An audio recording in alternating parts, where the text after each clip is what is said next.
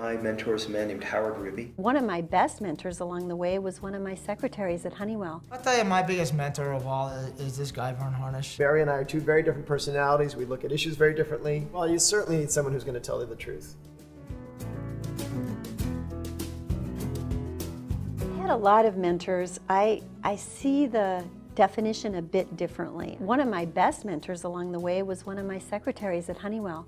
She was just very wise, and she knew how to navigate situations, and I was fascinated by that and wanted to learn from her. Another was at Honeywell also, John Bailey. I'll never forget one day when he said, you know, you could be a CEO one day. I was shocked. I thought it must be April Fool's Day. I had no idea that I could aspire to something like that. My mentor is a man named Howard Ruby, who I'm very fortunate he's still alive. Howard was divorced in the late 60s. He realized that when two people get divorced, one of them needs a new place to live. Sometimes both of them, but certainly one of them does. Right. And so he created the first extended stay living space. But he created Oakwood out of nothing. And from nothing, he created a multi-thousand property concern that he owned. It was his, it was private. And frankly, a lot of what we've seen at LegalZoom came from his mentorship. He would always say, stay private as long as you can. Run it like a business, not like the internet, fly-by-nights. And my partners had the same mentality. I actually told him I would be his servant. You know, I'd do anything he wanted if he would be my mentor and tell me how to run a business and teach me the things that he knew how to do so well. And to this day, I consult with him and I talk to him. So we had people like Jeff Swartz, the CEO of Timberland, footwear and apparel company, and he was just a great mentor and challenger around how to create this mission-driven business and how to create a consumer products brand that was consistent and meaningful and mission-driven.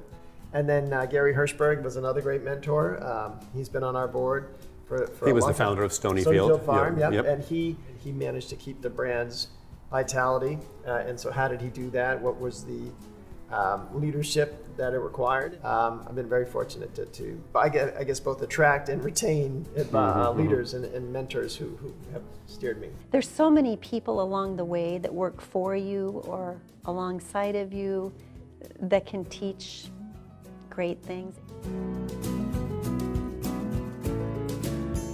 One of the smart things I did, and I did many not so smart things at the beginning, but the one thing that I do really push on entrepreneurs who are just starting out that come to me is I formed an advisory board immediately. Before we had a name, before we had a logo, before we had anything, a product.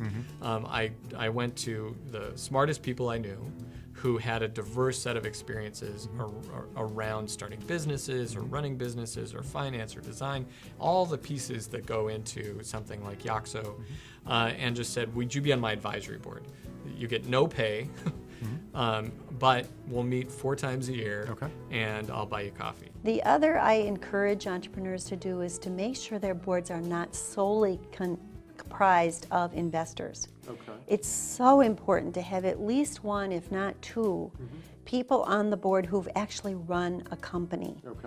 Because the understanding they can bring to the discussions in the board, the challenges of actually executing this strategy, or hiring the right person, or how to navigate this particularly complex customer situation. I can imagine a lot of people would like to do something like that, and they may not know where to look. You know, what advice would you give them in terms of how to populate a board like that? Well, if you can, start thinking about who you would want around you now, long before you have the idea or decide to start the business. So I think, unfortunately, there are sometimes folks, you know, they'll come out of school or graduate and they're like, all right, I'm going to start a business. And so then when they go to meet with folks, it's like, hi, you've never met me before. I'm Jeff. I've got this idea. Would you be on my advisory board? And they're like, hey, I don't even know you. Everyone that I went to be on our advisory board in the beginning had known me for years. Got it. And so it wasn't a cold call. Understood. So you don't want the first meeting with someone to be you're asking for something, and even more importantly, can you give them something?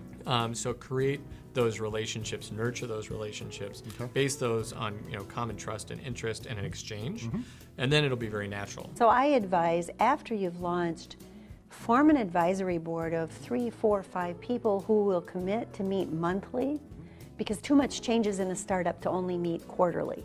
I mean, it's an entirely different company. It might be a totally different strategy 3 months from now. So bringing 2 or 3 key questions to that advisory board, and yes, you have to pay them, and pizza is not enough. But some shares at that point, it's not that big a deal, and they take it seriously, and so I advise that. I think the biggest mistake to make with a partner is to find someone who thinks exactly like you think, who brings the same skills that you bring, who brings the same network that you bring. Then you're not really expanding what the business can do. And Barry and I are 2 very different personalities. We look at issues very differently. That's worked very well. I'll tell you, my biggest mentor of all is this guy, Vern Harnish. And Vern Harnish has a program called the Gazelles, which is all about helping grow business, and he's pretty relentless. I mean, he makes you distill your... He's totally relentless. Yeah. And he's a compiler. I mean, again, this is a huge learning community, and Vern, he roots for you.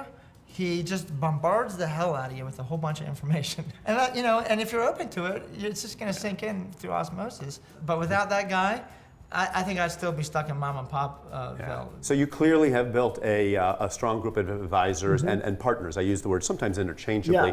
What do you look for, and how do you know if somebody's the right person to guide you and at that right time of your business as it's evolving? Well, you certainly need someone who's going to tell you the truth. There's some who will just compliment you, and I always appreciate a compliment, but I almost more appreciate some criticism when I can understand that, and so especially when it resonates. I remember more than once having a conversation with Jeff Swartz, and I'd sort of say something, and he'd say, is that what you really think?